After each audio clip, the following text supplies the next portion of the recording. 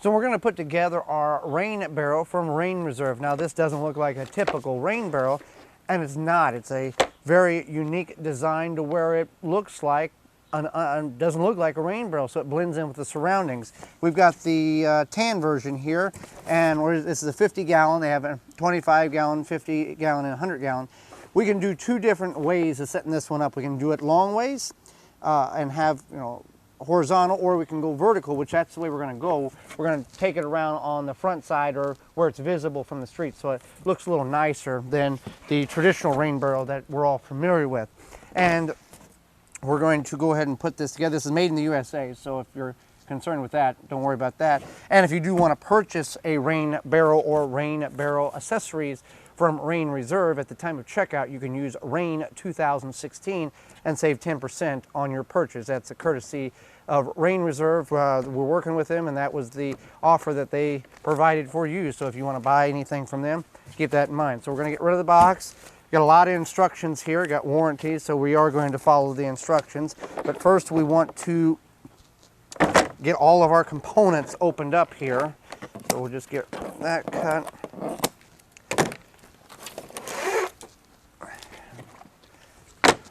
All right, so what we have component-wise is we've got the bladder, which is the internal, which is going to hold the water. That's this clear portion. Got a nice little baggie here with all of our parts and pieces in it, okay? Now you do want to take this down just like any other rain barrel at the end of the season. If you're in an area where it's going to freeze, you don't want this to be sitting in and freezing. You'll tear the bladder up, just like that would bust if we let it sit outside and freeze in the winter. So now I got to take the rest of this tape off here. Okay, I see. Just be careful that we're not going to cut into this bladder, because it's not going to be a very good ending then. All right. All right, so that should be all of that. Okay, so here is the nozzle that will insert into the side panel for the bladder to be filled. So we got that. Okay, now let's see what's in our little baggie here. This is going to be the diverter kit and all the pieces we need for that. And the diverter kit is going to be the device that you can hook onto your gutter. See, now this one here, we've just got it ran right into the gutter here. With the diverter kit, you can assemble the gutter and leave the gutter in place. And when you take the rain barrel down, you can leave the diverter in there, and it's not going to affect it during the winter. So, okay, so first we want to start constructing the rain barrel, putting the pieces together. So that's what we'll do. Also, I've got all of our connecting rods or pins that will go in the side panel here, or connecting the side panels. Let's see, okay. Also, we have, if you are in a area where, let's say a community garden, you can attach this, because some cities require you to notarize rain barrels as non-drinking water, so they've already provided that label for you, so that's a good thing. We'll go ahead and put it on ours, just for reference there. So I'm going to take and try to start putting this thing together, and putting it in a horizontal. We'll get it somewhat put together here, and we'll go from there. Okay, so like most rain barrels, you've got the faucet where you get the water out of, and then they have an overflow tube here. With Rain Reserve, they don't have an overflow, because the diverter, once the rain barrel is full, the diverter will divert the water down the spout, the downspout, rather than having an extra tube in the rain barrel to allow the overflow. So once the rain barrel gets full, the diverter takes care of the overflow aspect of it, and we've got two tubes, or two entry holes here, one for water going into it from the diverter, and one for you to remove the water when you're using it to water with. So now it's just putting the thing together piece by piece. So with the construction of the Rain Reserve rain barrel, there are some tools you're going to need. Phillips head screwdriver, crescent wrench, a hacksaw, because there are some pieces here based on the way you set your rain barrel up. There will be some things you'll need to trim off, which is in the instructions. So it's not like we're doing something that we shouldn't be. So, and then when you put this together, on the outer perimeter, you'll use the plastic durable rods, and in the center portions, you'll use the steel rod. So I'm just going to trim this portion off here, which is in the instruction. It says that you will need to do this, or possibly need to do this based on the way you set it up. Okay. There we go. That's going to be a plastic rod. Get everything lined up here. There we go. Okay, now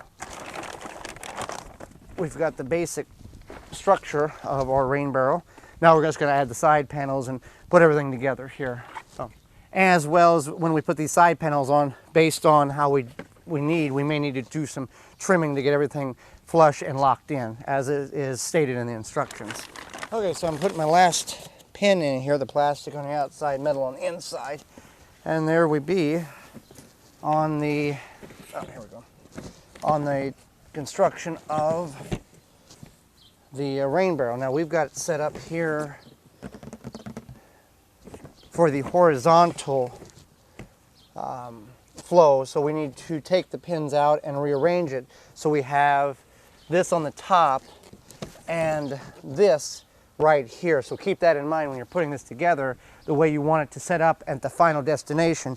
You'll need to maneuver these panels around a little bit, so we just need to change those around and we're ready to put in our location and start hooking up our diverter. And to do this, since we made we can just pop these pins out really easy here. They're friction fit, they're not screwed in or anything, so just pull them out like that, and then you can take and work the pins out. We can move the panels around however we want to, and go from there. Okay, so we got it together. We got our valves, got our top valve, got our drain valve. This is the entry, that's the exit. Now we're going to put together the fittings that are needed. This is going to be the on-off for the bottom, a ball socket, ball valve there. And this is going to be to put the diverter. Now they provide you everything you need. They even give you Teflon tape, which is a fabric tape that you put around these fittings to get a watertight seal. You want to do about 3 layers, and you always want to go in the direction that you are tightening it down, because if you go in the opposite direction as you're tightening, this Teflon tape will unwind. So you want to go with the direction you're going, and that way it will tighten it even better. So let's see, I'm going to about 3 layers there. Cut it. And this is where you need your wrench or your wrench here, channel locks. I'm going to get finger tight. And the important thing here is to get the internal bladder in a situation where as it fills up, it'll fill the cavity of the rain barrel as best you can, because if you don't have it correct, there's a lot of stress that's going to be put on this valve here, and you could potentially snap this off, and then you've got, a mess. So we got that one. I'll come back and I'll tighten that with a wrench. This one here, let's see here, got our metal rods here. There's a way of, there's a way of dropping these plastic brackets or rods down in order to prevent that from happening, from them sliding out. So we'll get to that in a minute. But first, let's go, here we go.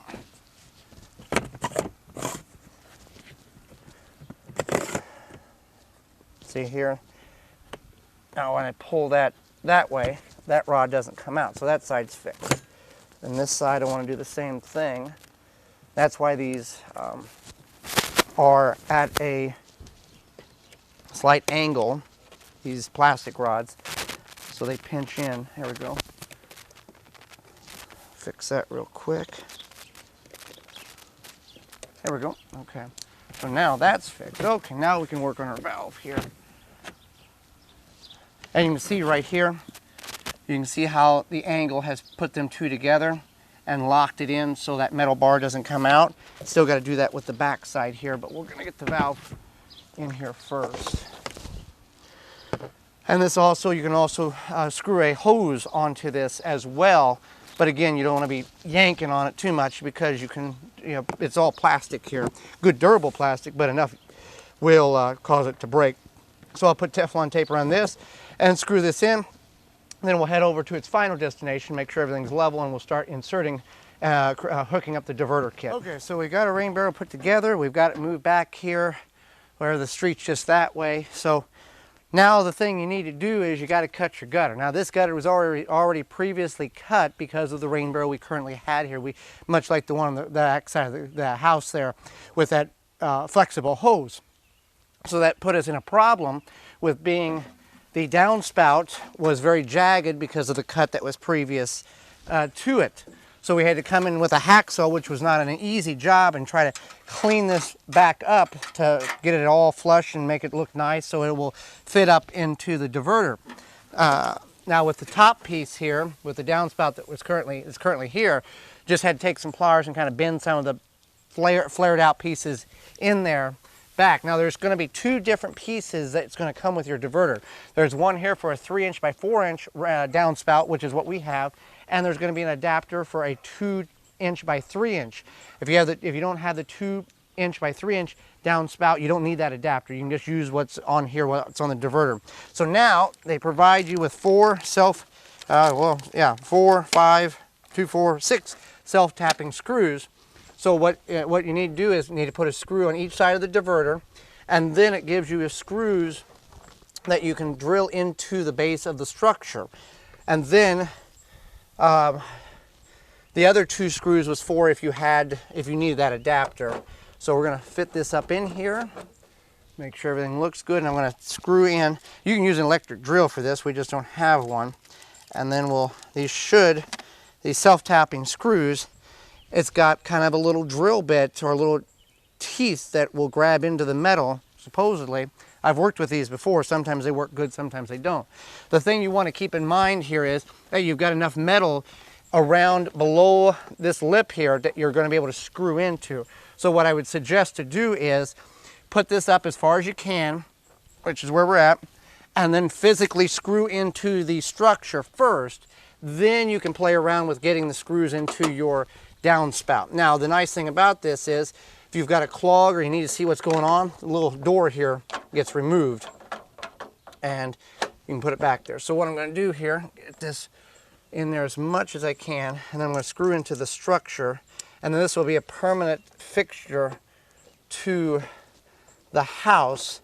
And the only thing we would remove in the winter would be drain the rain barrel and leave the diverter attached here to the downspouts. Okay, so I got this side screwed in. The problem I ran into was this corner flashing here to get the downspout to the approximate straightness.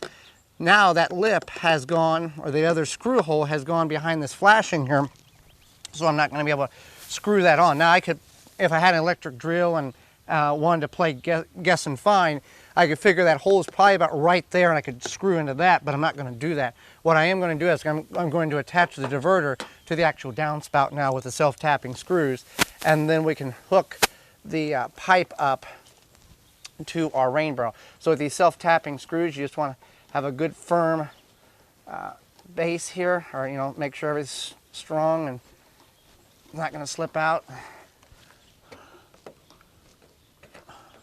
It is digging, there we go, just went through the metal. All right, so that worked as easy as it's supposed to. All right, so that one's on. Now I'll put the other one on here.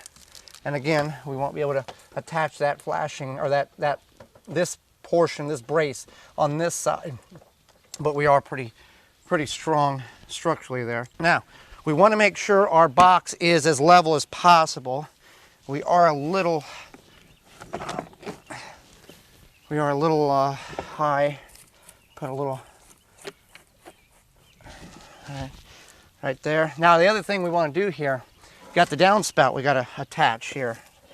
So now we had to, in the instructions says you need to take out, you have to look in the instructions, but roughly about 5 inches of downspout. Well, because it was previously cut, there's a lot of damage done to the downspout, so a lot of that was already previously removed for us.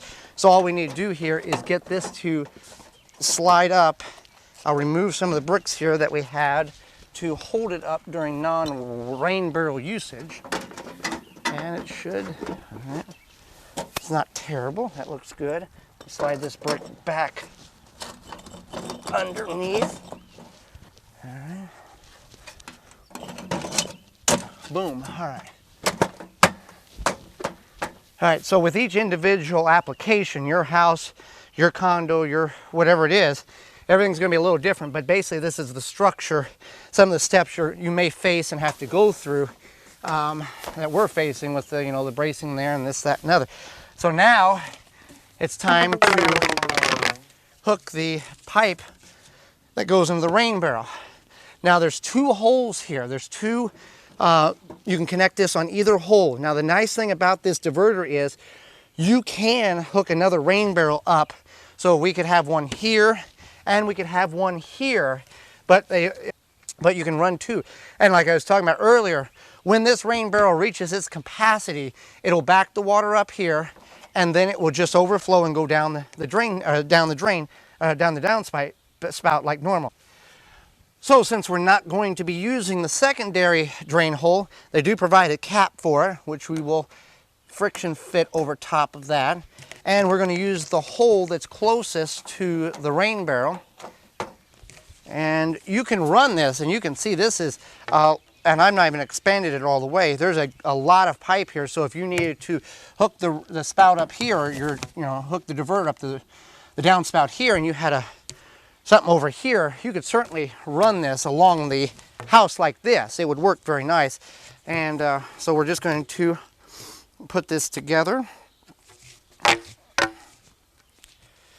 right. And it's just going to friction fit up in there. There we go. I'm going to clap some of this down because we certainly don't need all of that.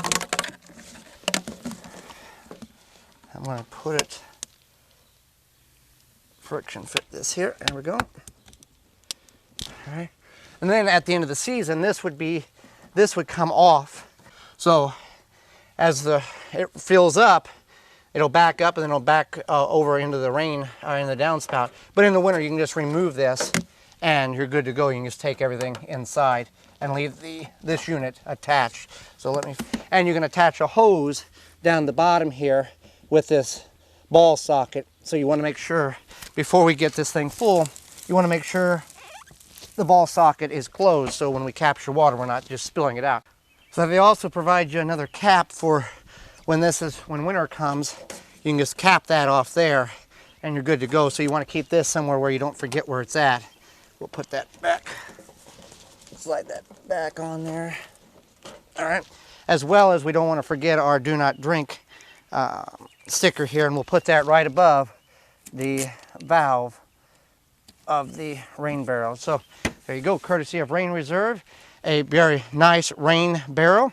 If you're in an area where you're not really supposed to have a rain barrel, you can get one of these. Blends in real nicely, and they come in a couple of different colors, several different gallon sizes, and it looks really nice. And it's something that people wouldn't assume is a rain barrel that you traditionally would think a rain barrel would be. This certainly would not be the first thing that would come to most individuals' minds. So courtesy of Rain Reserve, our rain barrel is now installed, and the only thing we have to remove is this pipe.